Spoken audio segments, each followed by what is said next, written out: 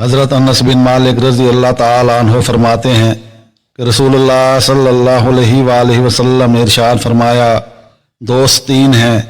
एक दोस्त तुझे कहता है मैंने जो कुछ तुझे दिया है और जो अपने पास रोक रखा है उसमें से कुछ भी तेरा नहीं। आप सल्लल्लाहु अलैहि वसल्लम ने फरमाया, ये तेरा माल है। दूसरा दोस्त कहता है मुल्क के दरवाजे पर पहुंचने तक मैं तेरे साथ रहूंगा, फिर मैं तुझे छोड़कर वापस आ जाऊंगा। आप सल्लल्लाहु अलैहि वसल्लम ने फरमाया, ये तेरे अहल अयाल और तेरा ख़ानदान है जो तुझे कब्र में उतारने तक तेरे साथ रहेंगे, फिर तुझे अकेला छोड़कर वापस चले आएंगे।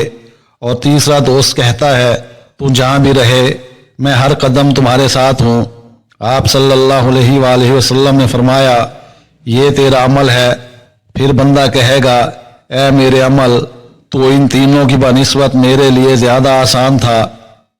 हज़रत जाबिर रज़ी अल्लाह ताला अन्हु रिवायत करते हैं, एक शख्स बुलंद आवाज़ से जिक्र किया करता था। उसके मुतल्लिक एक आदमी ने कहा, ये अपनी आवाज़ पस्त क्यों नहीं करता? तो रसूलुल्लाह सल्लल्लाहु अलैहि वसल्लम ने फरमाया, ये बहुत आएँ भरने वाला शख्स है। हज़रत जाबिर रज़ी अल्लाह ताला अन्हु फरमाते हैं, जब वो शख्स फौत हुआ तो एक आदमी ने उसकी कब्र में नूर देखा, तो वो आदमी नबी अकरम सल्लल्लाहु अलैहि वसल्लम के पास आया। उस वक्त नबी अकरम सल्लल्लाहु अलैहि वसल्लम उसी के बारे में सोच रहे थे और आप सल्लल्लाहु अलैहि वसल्लम फरमा रहे थे, चलो अपने साथी के पास चलो।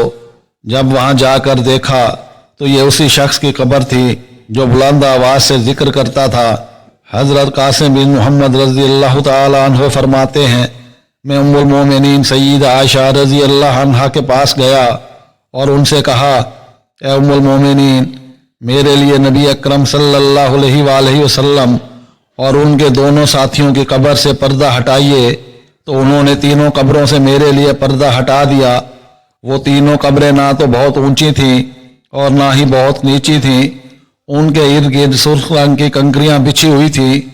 मैंने देखा कि रसूलुल्लाह सल्लल्लाहु अलैहि वसल्लम अगली जानिब हैं और हज़रत अबू बकर रज़ी अल्लाह ताला अन्हु का सर आप सल्लल्लाहु अलैहि वसल्लम के कंधों के बराबर है और हज़रत उमर रज़ी अल्लाह ताला अन्हु का सर नबी अकरम सल्लल्लाहु अलैहि वसल्लम के कदमों के पास है।